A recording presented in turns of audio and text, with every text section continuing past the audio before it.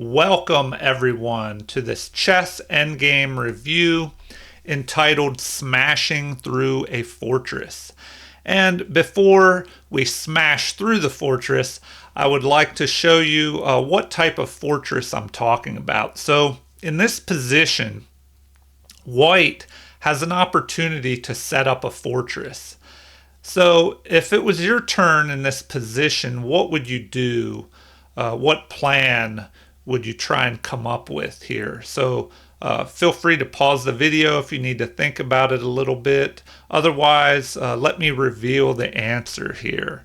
All right, if we turn on analysis and the lines. So we see here white has one good move to hold this position. And it's a little surprising. Rook to e3, where this rook, it looks like it can just be captured. But if the queen captures here, it would just lead to a stalemate, as the pawn cannot move.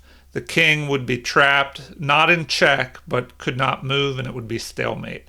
So also the king is in check here. So in this position, if the king moves, then we have rook to b3, attacking the king again and forcing him to the edge of the board here. And now, after the king has moved, the rook can move back to d3 here. And we have a fortress set up where the king protects this pawn and the rook helps provide cover to the king. And if black would start checking, the king can just move back and forth like this. Check. The king would move.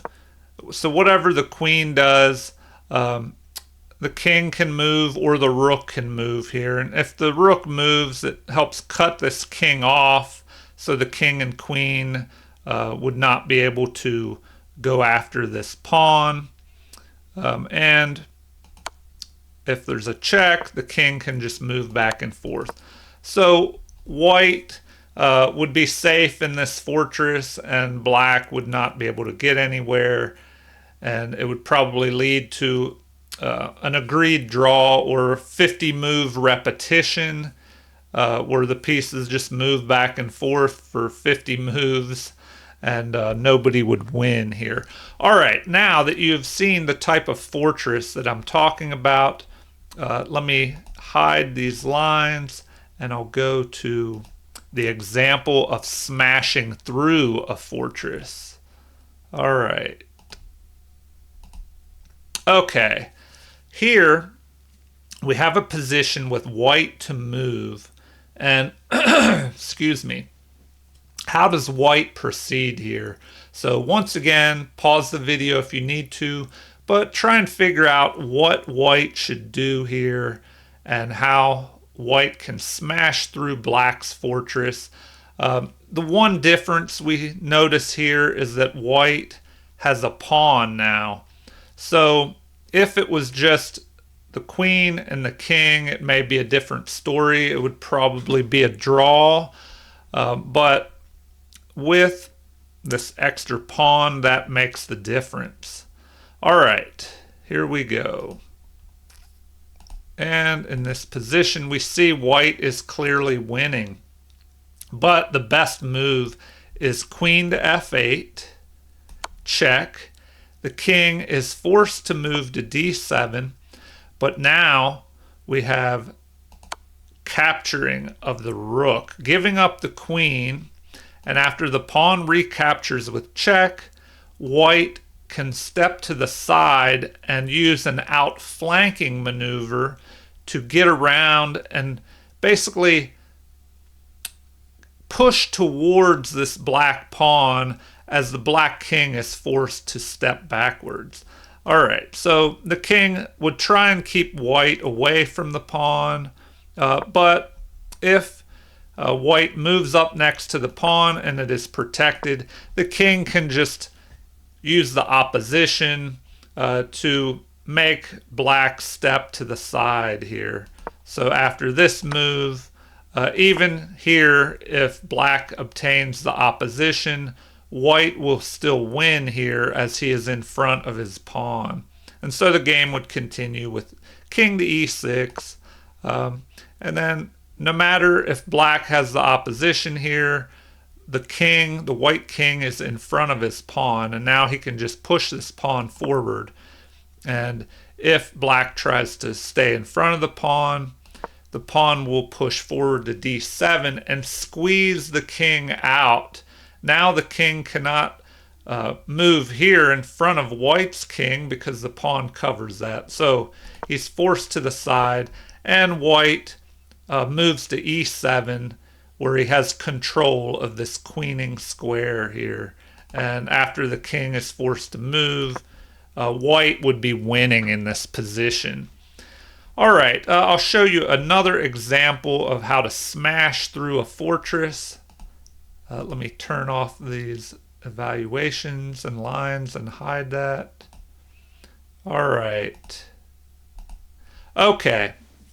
One last example here of smashing through a fortress. So in this position, white's turn to move. What should white do here to smash through that fortress and go in for a win? All right, let me reveal the answer. Okay, once again, we see white is winning this position, and he has multiple moves that could keep him ahead, but the best move in this position is queen to e4 here. And if the king moves to the side with king to f8, then once again the queen sacrifices herself, smashing through the fortress. After a recapture, the king captures and is in front of his pawn again. So the same theme here. If black has the opposition, the king steps to the side and will push that pawn forward and squeeze the black king out to the side, and then gain control of the queening square, and white will win once again here. And before I end this, there's one other possibility. After this queen to e4 move in the beginning, another option would be rook to e6. But once again, the queen sacrifice, and after the pawn captures, we have king to h6, racing up here to take control of this queening square. And if the pawn pushes, we just have pawn push by white, and this pawn will reach the queening square before black's pawn can promote, and white would be winning. If the king tries to stop this, well, once again, the white king gains control of the queening square, and white will win by promoting first. And so here the king would have to move, and the queen could pick this pawn off and then mate black's king. All right, well, I hope you've enjoyed that chess endgame demonstration of smashing through a fortress. Hopefully you can set up a fortress, but just remember, if your opponent has a queen and a pawn versus your rook and pawn, there's a good chance that the queen can be used to smash through the fortress. So I hope you have learned how to smash through this type of fortress with your queen, or how to set a fortress up to repel your opponent. Okay, if you've enjoyed this video, please like and subscribe. Feel free to leave comments or suggestions, and have a great day, everyone.